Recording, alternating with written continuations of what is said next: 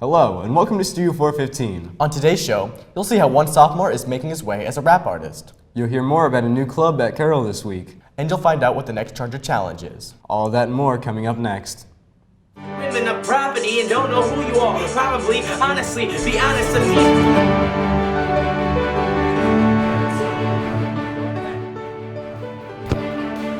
Oh, amazing save by Josh. 5, 4, 3, 2, 1. Take camera 2.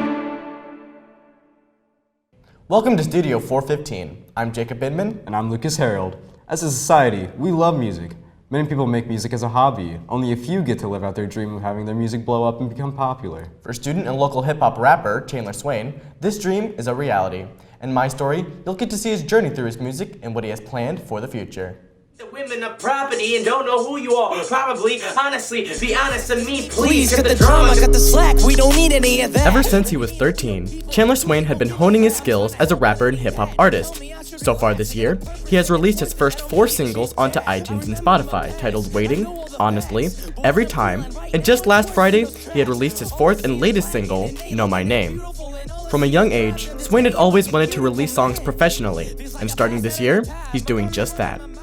Yeah, so really, music started out for me, like the first time I wrote a song, I was just mad at the time, or like, just my emotions were all over, and I had to channel that through something. So I went to music, and that was a way for me to express myself. I didn't have to release anything. I could just, channel my emotions into that and kind of let loose, just kind of let it all out, Swain creates his own beats, records all of his sounds, mixes, and produces everything from his bedroom. Though it may not be a professional recording studio, Swain has managed to not only create and release 4 singles, but with the help of his friend Jacob Carroll, he also released a music video for Every Time, which is currently on YouTube. There are a few ways Swain gets the word out about his brand. For one, he sells his own t-shirts, which can be bought on his website, chandlerswain.com. He has also found a more lucrative way of putting himself out there through the use of his personal Instagram account, as well as some other Instagram accounts. He regularly posts videos of live performances, updates for upcoming music, and the occasional t-shirt giveaway. To help enrich his music-making skills, Swain also takes a variety of music classes, as well as being part of Minstrel Magic, the school's large mixed division of show choir. Yeah, it's been really awesome. He's kind of really stepped forward out of that kind of reserved spot, and he's making his own way, and he's not afraid to jump in and do. Swain says diversifying his music skills will help him not only to become a better hip-hop artist, but a better musician overall.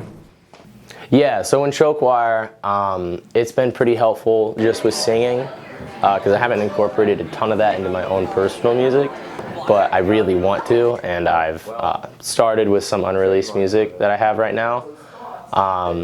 So just technique and how to sing and different ways to sing depending on like the genre or the mood of the song. Show choir has really helped me with that. Despite the negative subject matter of most modern hip-hop songs, Swain aims to promote a more positive message in his music.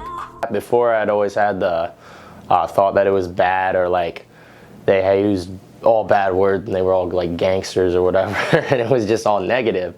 But I started listening to it, and the particular artists that I was starting listening to, they had positive messages, and I thought that was really cool because I had never heard that before. I started listening to that, and I was like, oh, this is really cool. And then I was like, wait, I can do this myself too.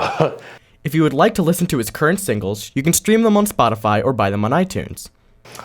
Thank you for listening to my music, and I appreciate all the support. Yeah, thanks. For Studio 415, I'm Jacob Inman. Carroll has a wide array of clubs that go on each week during activity period, with new ones being added each year. Studio 415 reporter Gage Fisher joins us in the studio with more on one of the newest clubs at CHS. In this week's Spotlight, I spoke to the leader of the Carroll K-pop dance crew to learn more about what the club is all about. Dancing, music, and fun. That is how the members of the new Carroll K-pop dance crew would describe their activity period meetings. CKDK was created by President Danielle Thompson and co-president Hannah Ladd during their sophomore year at Carroll. The focus of the club is to spread awareness of the Korean pop to students who are interested in experiencing a new culture, Thompson says. It's open to everybody because when we decided it, because they have like show choir and all that, but this is just like a fun club to do. It's not like you don't need to put in the time or the money or anything. It's just a free club to come out and have fun and like dance and be yourself and not care about what others think. The club, sponsored by English teacher Ellery Baer, seeks to spread awareness of Korean culture, music, and dancing. The club meets on the C rotation for activity period in room 253. Their next meeting is November 6th. For Studio 415, I'm Gage Fisher. The Charger challenges have proven to be more difficult than they look.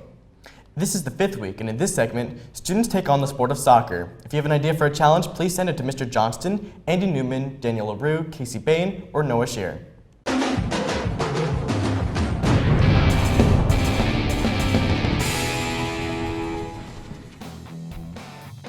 Welcome to week 5 of the Charger Challenge. I'm your host, Andy Newman, and today we will have 2 contestants kicking 3 penalty kicks, 1 dizzy, 1 not dizzy, and 1 blindfolded. And whoever kicks the most will win the Studio 415 Cup.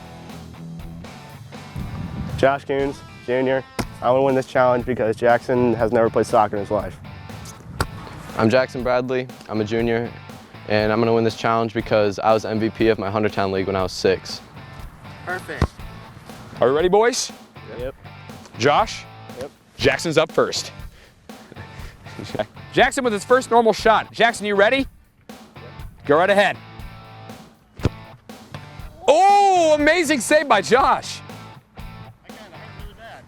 Josh's first normal shot. You ready? You are ready. Go ahead.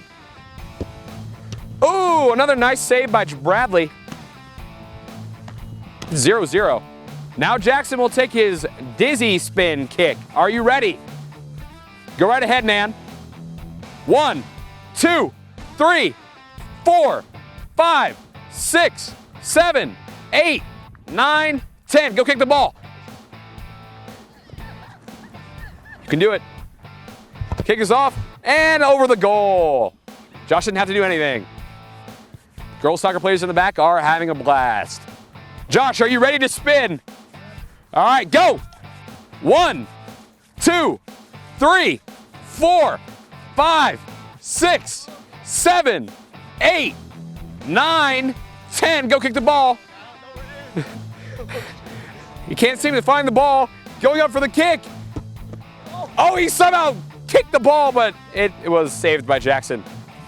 Jackson will now kick blindfolded. Jackson, you ready? Put the blindfold on, baby. Oh, nowhere close. Almost hit the GoPro. That was possibly the worst soccer kick I've ever seen. Josh had to do absolutely nothing. Josh now has a chance to win it all on absolutely 1 kick. You ready, Josh? Josh is ready? Go right ahead. Absolutely nowhere. They are both tied. It is time for a tiebreaker. We now have pro soccer player Daniel LaRue, who will be kicking penalty kicks on our contestants. Charger Challenge host, are you ready? Go right ahead, sir. Oh, Jackson saved it. He might have just won this competition. Daniel, after his miserable failure of a no-look shot, is ready for his next one against Josh. Daniel, go right ahead, bud. This one was much better. Josh has lost and Jackson has won the competition. Josh is kicking the ball out of frustration, but this is over, folks. Jackson Bradley has won. After the challenge, Jackson Bradley has claimed victory and won the Studio 415 Cup. How do you feel, sir? I want to dedicate this win to my buddy, the athlete student, Sam Stricker. He helped me through this and got me my victory. And Josh, how do you feel? I feel like a loser. That's pretty good. Coming up next week on the Charger Challenge. Are you girls ready? Yeah. Boys, are you ready? Yes, sir. All right. 3, 2, 1, go.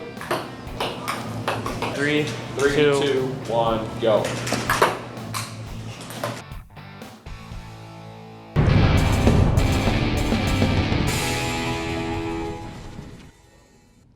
Many of the fall sports are transitioning into the postseason. Studio 415 reporter Logan Bartles joins us now in the studio with a breakdown of the Charger athletics. Thanks, Jacob and Lucas. We start with the recap on the cross-country season. The boys and girls cross-country teams traveled north to compete for a sectional championship. The boys cross-country team ran an overall placement at 4th place. Preston Slofer led the Chargers, coming in 12th place, and Hayden Mullet in 19th for 2 top 20 finishes. The girls cross-country teams have won their 28th straight sectional title. Zoe Duffus was the individual winner, with Raina Frucci, Mallory Clemens, Ashley Min, Shelby Chrisman, and Madeline Rooch finishing in the top 9. The boys and girls will be advancing to compete at regionals at West Noble on October 19th. Moving on to boys soccer. The Chargers were able to defeat Northrop with a score of 3-0 on Saturday's sectional game. Goals were scored by Chris Gherkin, Peyton Fosnow, and Evan Jesser, with assists from Chase Hartzog, Sam Michaels, and Nick Hardy. With this DeKalb sectional win, Carroll moves on to play Homestead in the Kokomo Regional Semifinal next Saturday. Last week, the girls' team also entered sectional play. On Saturday, they faced off against Snyder. A 6-0 victory led the girls to become the sectional champions, with Maddie Welker and Kelsey Hugh each scoring twice. Ella Third and Bailey Long each scoring once. Come show your support this Saturday as the girls travel to Logansport for regionals. Last Thursday, the girls' volleyball team traveled to Angola to take on the Hornets for the last game of the season. The girls won the first set 28-26. They went on to lose the next 3 sets 25-23, 25-22, and 25-14. Taya Halfner led the Chargers in assists with 41. Ella Bollinger and Gabby Fish both led the team with 12 digs, while Fish also led the Chargers with 13 kills. The girls finished the season with an overall record of 17-12. Come cheer the girls on as they are in the middle of sectional play at Northside. For Studio 415 Sports, I'm Logan Bartles. Back to the desk. That's all the time we have today. Thanks for watching. If there's a story you'd like us to cover, please send an email to Mr. Johnston. If there's an event that you'd like covers, please tell us in advance. For all of us here at Studio 415, have a great week, Carroll.